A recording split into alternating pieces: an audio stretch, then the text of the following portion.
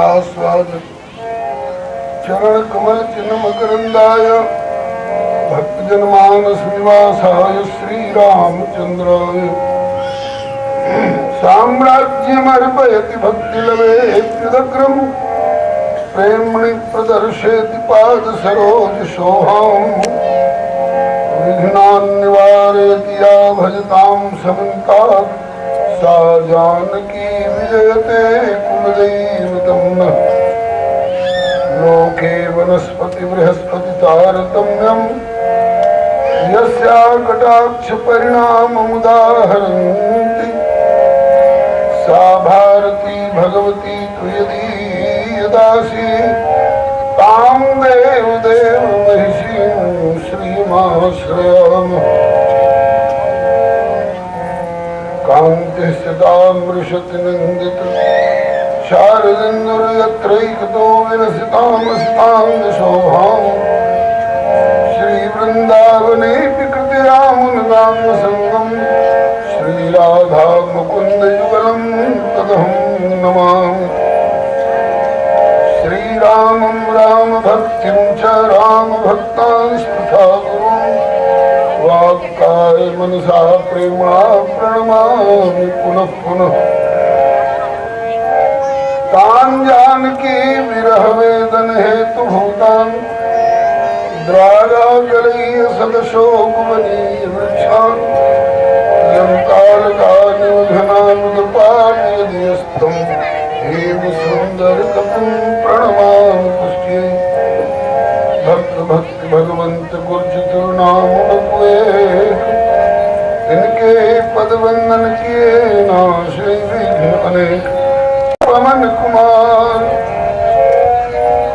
खलवन पावक ज्ञान धन दास हृदय आधार बसै राम सरचापधर श्री गिरिजापति गिरिजा गणेश शेष शारद श्रुति व्यास वाल्मीकि पद पंकज निज ध्यान द्वादश भागवताचार्य चतुर संप्रदायाचार्य श्री शंकर आचार्य को सपरिकर मनाऊं मैं तुलसी कबीर सूरनाभा प्रियादास मीरा श्री नानक चैतन्य जू को अनुगत रहाऊं मैं बीजे वर सब मिल मोहि मन वच क्रम छल तजनित परिकर सह हरि हरि भरि भरि ही गाऊं मैं जय जय गुरुदेव विश्वामित्र के प्रतीक राम तारक प्रदाता श्री चरितवन बिहारी की जय जय गुरुदेव भक्तमाल के स्वरूप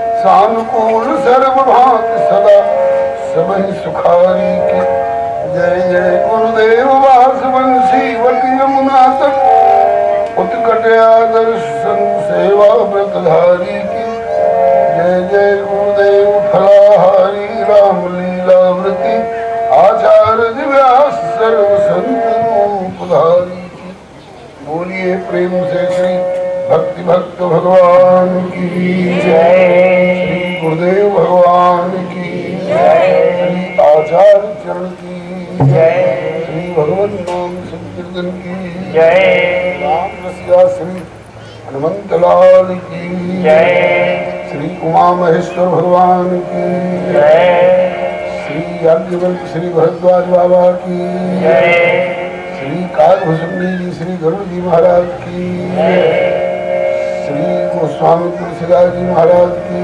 जय श्री चांचोड़ा बिहारी श्री गुरुदेव भगवान की जय श्री ज्ञान गुदड़ी बिहारी श्री गुरुदेव भगवान की जय अपने अपने श्री गुरु गोविंद की जय श्री सर्व संत वैष्णव भगवान की सीताराम जय सीताराम सीताराम जय सीताराम राधे श्याम जय राधे श्याम राधे श्याम जय राधे श्याम सीताराम जय सीताराम सीताराम जय सीताराम राधे श्याम जय राधे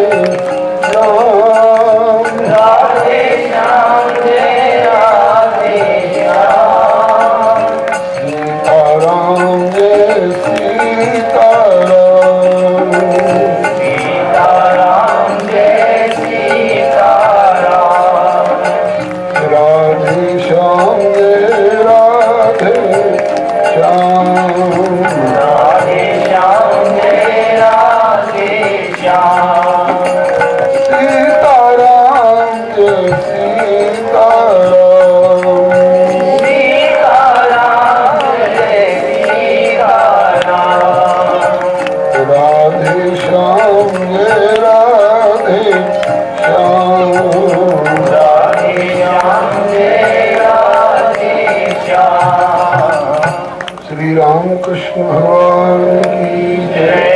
श्री अयोध्यानाथ की जय। श्री वृंदावन बिहारी लाल की जय। श्री वैकुंठनाथ की जय। श्री प्रहलाद पति की जय। श्री गौरी शंकर भगवान की जय। श्री हनुमंत लाल की जय। श्री गुरुदेव भगवान की जय। श्री सर्व संत वैष्णव भगवान की जय। श्री प्रभु कृपा से श्री गुरुदेव के पाठोत्सव का आज द्वितीय दिवस है। सवेरे श्री भक्तमाल जी का पाठ एवं भक्तचरित की कथा संपन्न हुई। इस अपराह्न की बैठक में अब श्री राम कथा का शुभारंभ होने जा रहा है।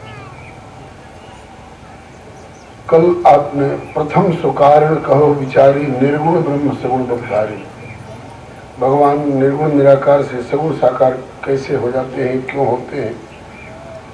भगवान शंकर ने बताया कि अवतार के कई कारण होते हैं देवी। एक यही कारण है, मैं जैसा कह रहा हूँ ऐसा ही है, और दूसरा कोई कारण नहीं हो सकता है, ऐसा कोई दावा नहीं कर सकता, क्योंकि राम जन्म के हेतु अनेकों हेतु होते हैं।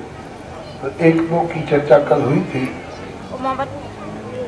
असुरों का अत्याचार जब बढ़ जाता है, पृथ्वी भारवती हो जाती है, जब दीन दुखी सज्जन बहुत कष्ट पाने लग जाते हैं, तो प्रभु असुरों का अत्याचार समाप्त करके और दीन जनों को अपनाते हुए उनको सुखी करने के लिए अवतार लिया करते हैं। दूसरा कारण बताया गया, सो केवल भक्तन हित लागी, अथवा ऐसे प्रभु सेवक बस अहि, भगत हेतु लीला तनु गही। तीसरा कारण बताया गया, जगत जननी श्री जी की विशेष करुणा से प्रेरित होकर के इन जीव रूपी संतानों को अपनी ओर खींचने के लिए प्रभु प्रयत्न करते हैं। जब जीव रूपी उनकी संतानें और प्रकार से उनकी ओर नहीं मुड़ पाती हैं, तो प्रभु कहते हैं कि ये असमर्थ हो रहे हैं, ये मेरी ओर नहीं हो पा रहे हैं, तो मैं ही इनकी ओर चलूं। ऐसे अवतार के और कई कारण बताए जाते हैं। एक दो का आज और संकेत करके फिर अवतार चरित्र लीला बाल लीला की ओर चलेंगे। भगवान असंख्य दिव्य दिव्य कल्याण में गुणगण निलय हैं। जैसे जिसके पास धन होता है उसको धनवान कहा जाता है, जिसके पास बल होता है उसको बलवान कहा जाता है, जिसके पास विद्या होती है उसको विद्यावान व विद्वान कहा जाता है। ऐसे ही भगवान किसको कहा जाता है, जिसके पास भग हो उसको भगवान कहा जाता है। भग शब्द का वैदिक अर्थ है जिसमें ये 6 विशिष्ट गुण हो। ऐश्वर्यस्य समग्रस्य धर्मस्य यशसः श्रियः ज्ञान वैराग्योश्चैव षण्णां भवेतीर्ण। अखंड ऐश्वर्य जिसमें हो वह भगवान है। अखंड धर्म का जो एकमात्र स्वामी हो, नियामक हो, वह भगवान है। जिसका यश अखंड रूप में सदा अक्षुण्ण बना रहने वाला है उसको भगवान कहते हैं। जो अखंड श्री का स्वामी है, जिसका ज्ञान अखंड रूप से एक रस रहने वाला है, ये सारी बातें जिनके पास होंगी वो अगर संयत न होगा तो विलासी हो जाएगा।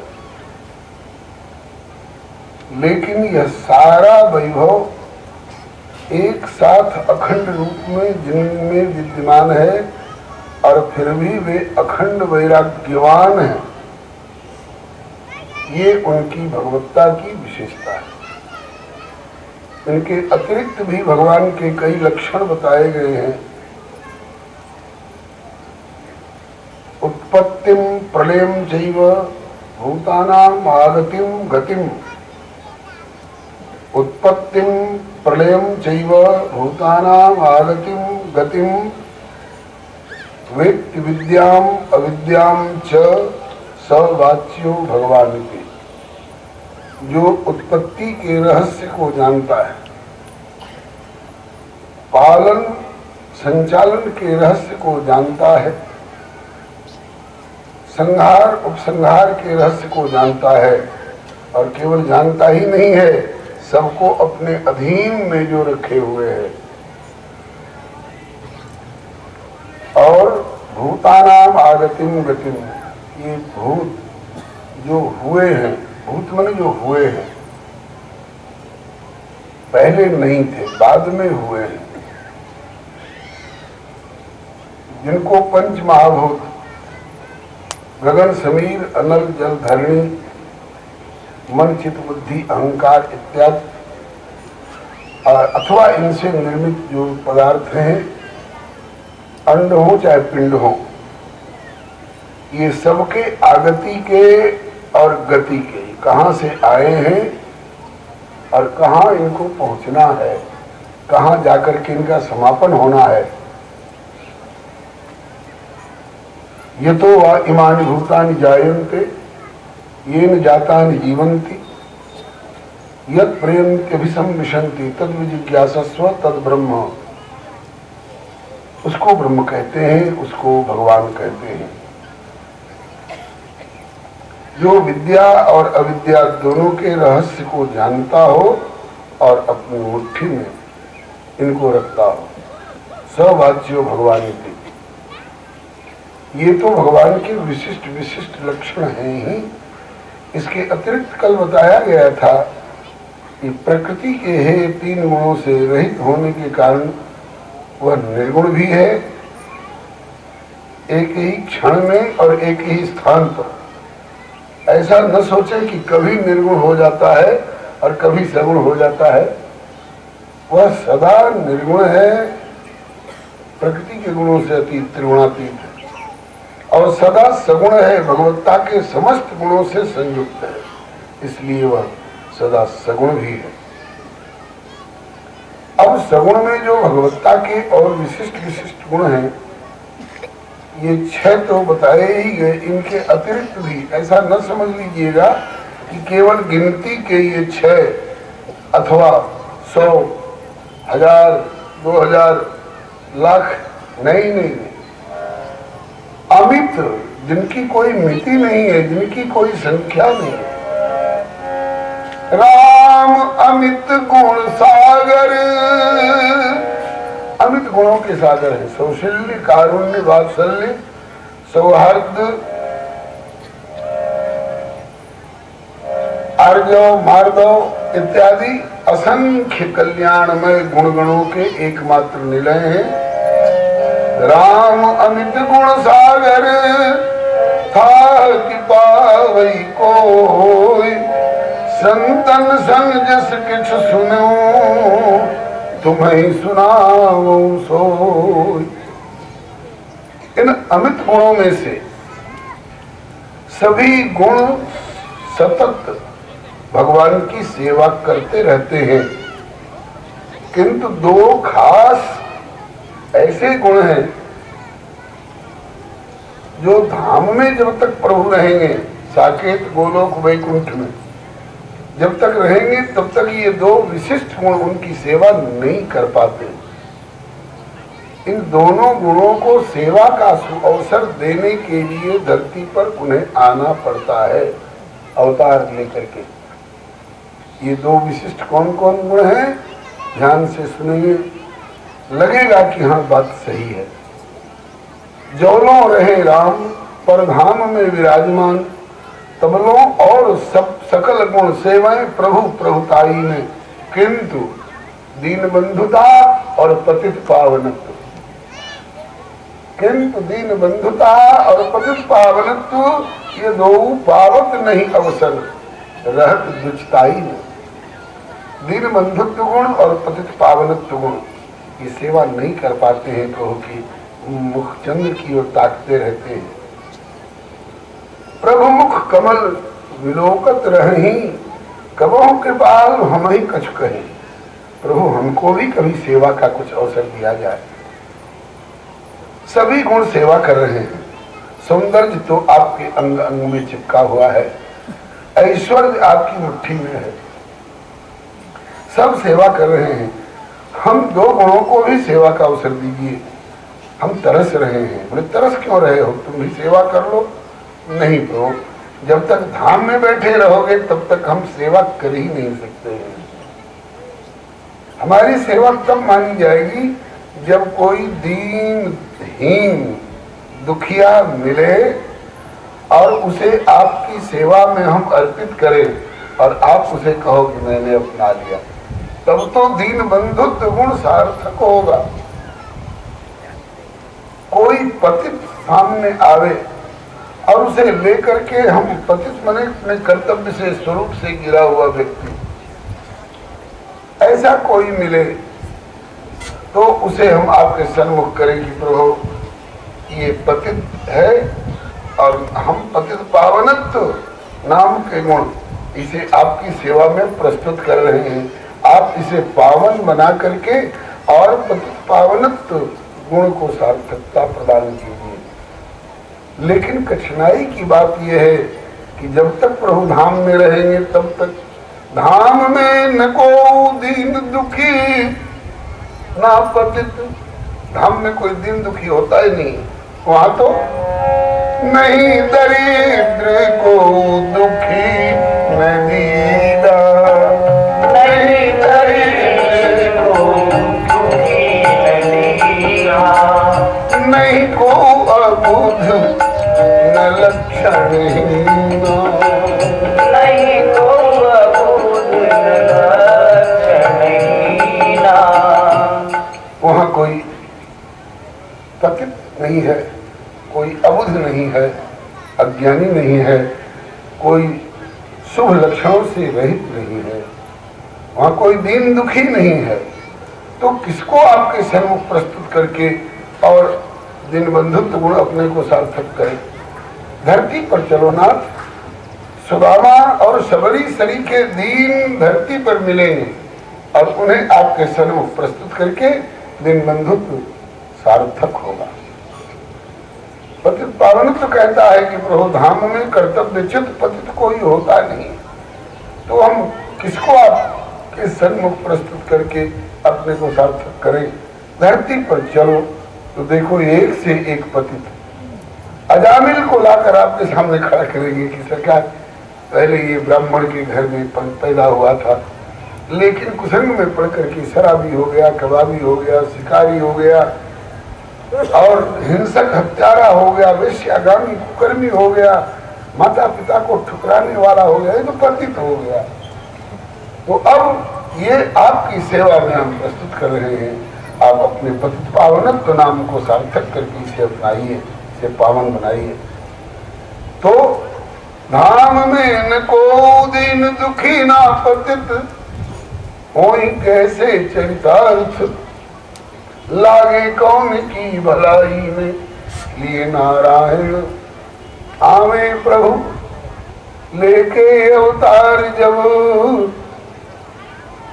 तो दीन बंधुत्व और पतित्व पावनत्व लगे दीन की भलाई में। इसलिए नाथ हमको सेवा का अवसर देना हो तो धरती पर चलिए।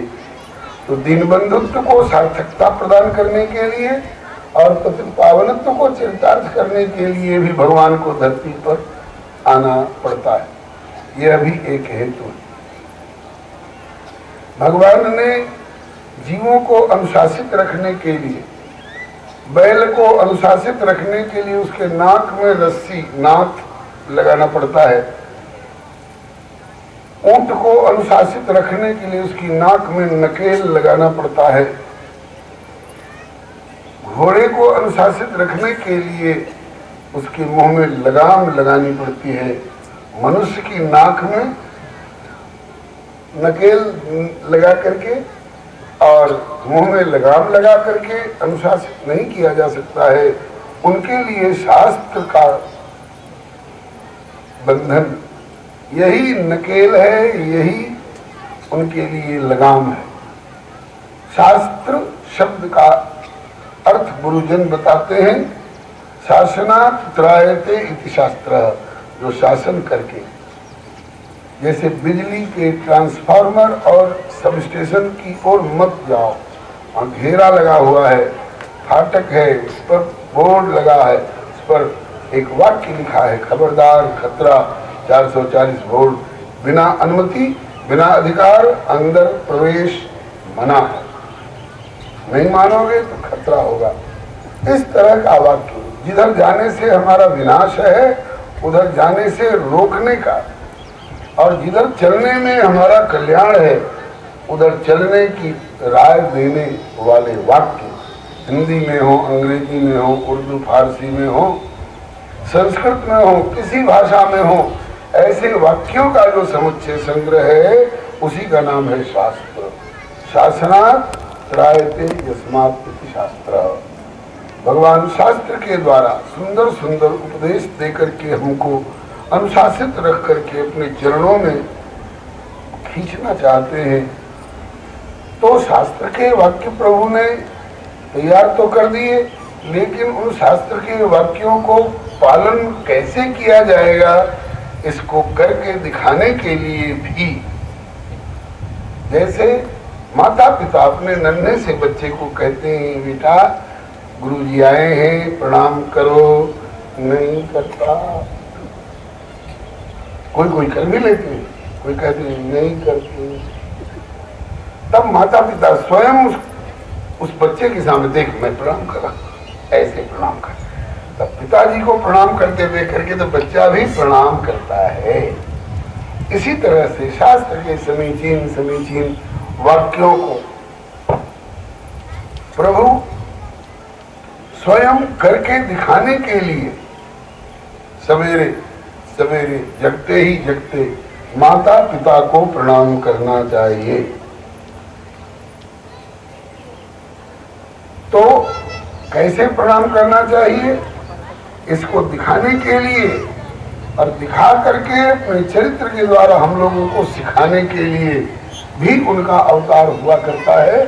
ये भगवान वेद व्यास जी की कलम से श्रीमद् भागवत में स्पष्ट उल्लेख है। मर्त्या, बच्चों को जरा शांत रखे, बोले नहीं। मर्त्यावतारस्त्व मर्त्य शिक्षणम रक्षो वधाय न केवलम विभो। केवल राक्षसों को मारने के लिए उनको धाम छोड़कर धरती पर आने की क्या जरूरत थी। चित्रकूट में बैठे बैठे एक सीख के धनुष पर सीख का बाण चला दिया और वह सीख ब्रह्मास्त्र बन करके ऐसे वैसे ऐरे गहरे नत्थु खैरे के पीछे नहीं, तीतर बटेर के पीछे नहीं, तीन लोक का जो मालिक कहलाता है, भूलोक भूलोक स्वर्गलोक देवराज इंद्र अमरावती का राजा, उसका बेटा जयंत, उसके पीछे प्रभु ने एक सीख प्रेरित कर दी ब्रह्मास्त्र से, मंत्र से संयुक्त करके। अब वह सीख ब्रह्मास्त्र बन गई और प्रेरित मंत्र ब्रह्म सरधावा, चला भाग बायस भय पावा। भाग चला वो कौआ के भेष में आया हुआ देवराज इंद्र का बेटा। कहां तक गया ब्रह्मधाम, इस ब्रह्मांड का सबसे ऊपरला सिरा है ब्रह्मधाम, ब्रह्मलोक, जिसको सत्यलोक भी कहते हैं। वहां तक गया, ब्रह्मा जी से कहा पितामह बचाओ, कहा भाग। नारायण भगवान से विरोध करके चला है, जगत जननी का खून निकाल करके चला है और प्राण पा रहा है। चाह रहा है भाग यहाँ से, ब्रह्मधाम, वहां ठिकाना नहीं मिला तो शिवपुर, भगवान शिव के पास गया, भोलेनाथ बचाओ, निकल यहाँ से नालायक, जिनको मैं अपने हृदय में क्षण क्षण संभालता रहता हूँ, जो स्वरूप बस शिव मनमाही। अरे विश्व का नाथ मैं हूँ और विश्वनाथ के भी नाथ श्री रघुनाथ है, और उनसे विरोध करके नालायक तू चला है और प्राण पाने चला है। काहू बैठन कान को कोई, आओ बैठो, थोड़ा सुस्ता लो, जल पी लो, कोई इतना कहने को तैयार नहीं।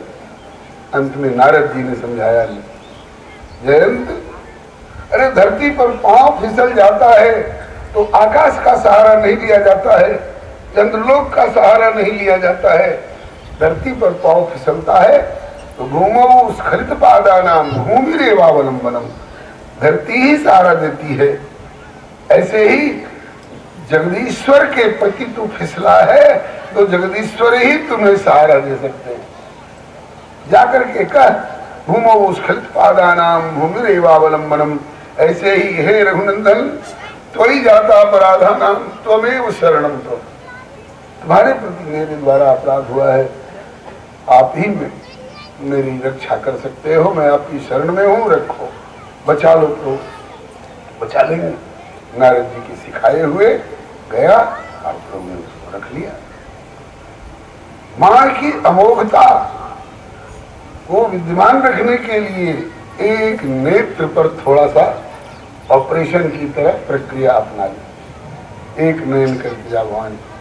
तो जिस प्रभु के चलाई हुई एक सीख के आगे ब्रह्मा जी और शिव जी नतमस्तक होते हैं, वे प्रभु अगर धाम में बैठे बैठे, अयोध्या में बैठे बैठे और अपने सुदर्शन चक्र को भेज देते, अपने किसी एक नाराज बाण को भेज देते, जाओ रावण और उसके समस्त समर्थकों समेत सारे अत्याचारियों को समाप्त करके फिर आकर के मेरे पास हाजिर हो जाओ, तो अस कौतुक करी राम सर प्रविशे आय निसंग, ऐसा हो सकता था।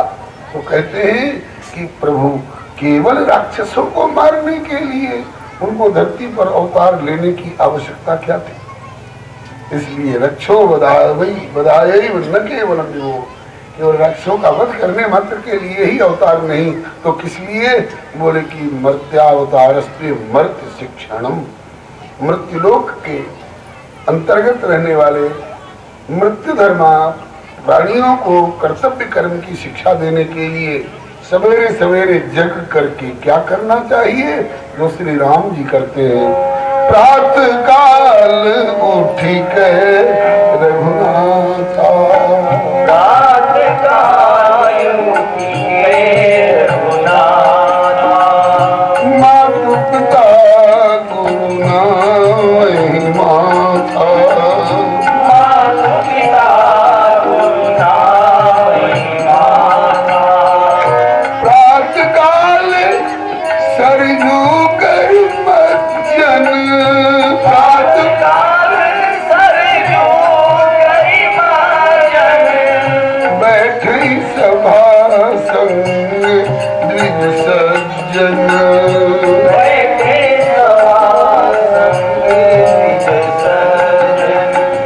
वेद पुराण वशिष्ठ बखाने,